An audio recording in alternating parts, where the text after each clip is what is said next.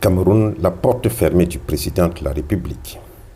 La gestion du pouvoir à tous les niveaux, dans les entreprises ou au sommet des États, fait depuis l'Antiquité l'objet des études.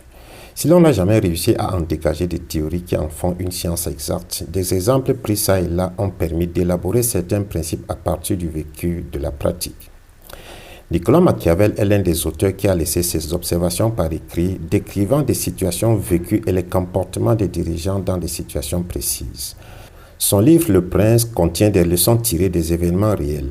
L'une d'elles, contenue du 3e chapitre et expliquée dans l'ouvrage Comment devenir un fin stratège, recommande aux dirigeants de sortir de leur tour d'ivoire car il y a une différence entre être au-dessus et être aveugle. Je cite. Si vous êtes à ce point différent que vous ne sachiez pas ce qui se passe sous votre direction, vous avez un problème. Fin de citation. Il fait la différence entre la culture de la porte fermée, qui consiste pour les dirigeants à se murer derrière des portes fermées des bureaux luxueux où ils mystifient leurs fonctions et où tout leur échappe aussi, même comme ils croient tout contrôler, et la culture du management by walking about, qui consiste pour le dirigeant à côtoyer régulièrement tous les niveaux hiérarchiques pour faire passer ses messages les plus importants. L'avantage de la dernière méthode, c'est qu'elle permet aux dirigeants de découvrir les problèmes les plus insoupçonnés et d'y apporter des solutions qui autrement auraient mis du temps dans le circuit des procédures et seraient sans doute arrivés en retard.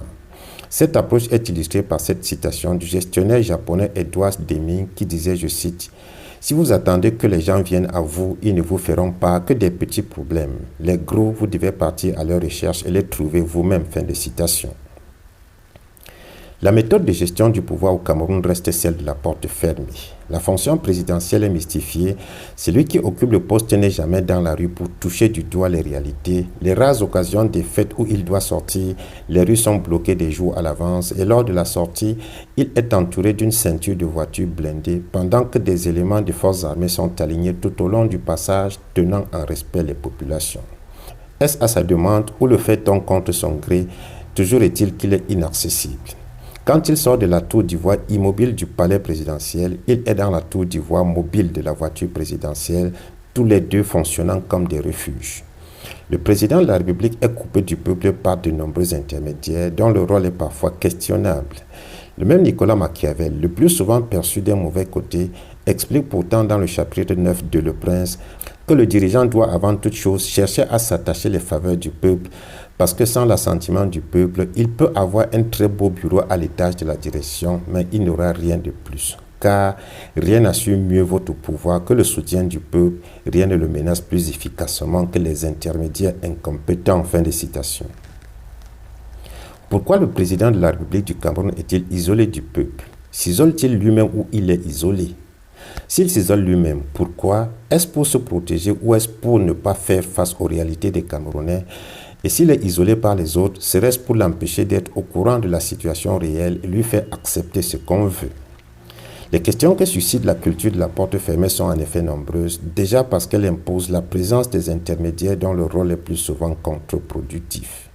Qui en effet dans l'organigramme rend des comptes au président? Quelles informations précisément cette ou ces personnes doivent-elles lui transmettre? Est-il tenu informé des problèmes éventuels au bon moment? Ceux qui les signalent aident-ils à les résoudre ou ne cherchent-ils qu'à se faire bien voir de leur père? L'expérience a montré, même dans les entreprises les plus petites, que quand un dirigeant reste derrière la porte fermée, il se livre automatiquement autour de lui une guerre d'informations par des circuits formels et informels.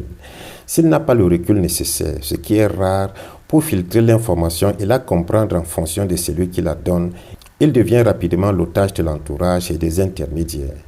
Au plus haut niveau de l'État, étant donné le caractère gigantesque des problèmes d'un État, les choses sont facilitées dans les républiques par les conseils de cabinet, moments d'échange entre le chef de l'État et les membres de son gouvernement. Ces moments étant rares au Cameroun, il reste les intermédiaires pour donner des informations au chef de l'État. Officiellement, on peut compter le directeur du cabinet civil, le secrétaire général à la présidence, le premier ministre, les ministres d'État, les multiples services de renseignement, les frères, l'épouse, les enfants, les amis et autres. Chacun vient à son tour donner son information. Il ne se concerte pas et il est évident que tout ce monde ne se partage pas des bonbons. Il est possible et même très probable que leurs intérêts sont divergents et conditionnent dès lors les informations transmises. En définitive, la culture de la porte fermée en vigueur au Cameroun, qui favorise l'éclosion des intermédiaires, éloigne chaque jour un peu plus le dirigeant de son peuple.